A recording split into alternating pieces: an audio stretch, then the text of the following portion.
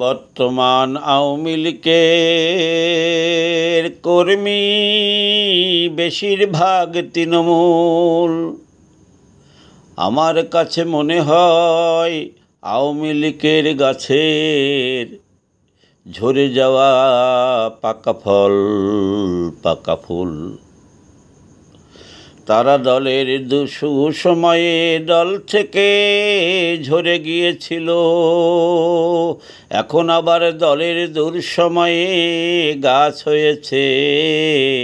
এই গাছের পরিচর্যা করতে হবে, তবেই ভালো ফলন পাওয়া যাবে। বর্তমানে আমার কাছে মনে হয় আওয়ামী লীগের বেশিরভাগ তৃণমূল।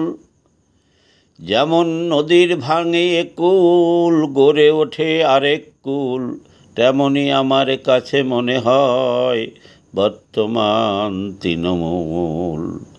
আওয়ামী লীগের একুল ভেঙেছে, আবার অকুল গড়েছে। বর্তমানে তৃণমূল অকুলে চহর উঠেছে। এই চরে যদি আবাদ করা যায়, যদি তাদের পরিচর্যা করা যায়, ভালো ফলন পাওয়া যাবে। আর যদি অবহেলা করা হয়, চরে যদি ঠিকভাবে আবাদ না করা হয়, রোদে পুড়ে এই সব গাছ মরে যাবে মরে যাবে মরে যাবে। এই গাছে ফলন পাওয়া যাবে না। তাই যারা বাহিরে নেতায় আছেন তাদের তরে বলে যাই, আওয়ামী লীগের সুদিনে গাছ থেকে ঝরে যাওয়া এই সব পাকা ফল পাকা ফুল আবার গাছ হয়েছে, এদের পরিচর্যা করুন। নদীর একুল ভেঙেছে অকুল গড়েছে,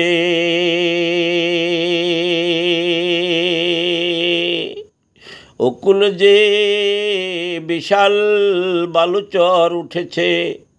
এই চরে শেষ দিন 20 দিন 7 দিন, তাহলে এই গাছের থেকে ভালো ফলন পাওয়া যাবে। আওয়ামী লীগের বর্তমানে কর্মী তৃণমূল। আমার কাছে মনে হয় বেশিরভাগই আওয়ামী লীগের গাছ থেকে ঝরে যাওয়া পাকা ফল পাকা ফুল। নদীর যেমন ভাঙে একুল গড়ে আর কুল। বর্তমানে এমন অবস্থা আওয়ামী লীগের তৃণমূল।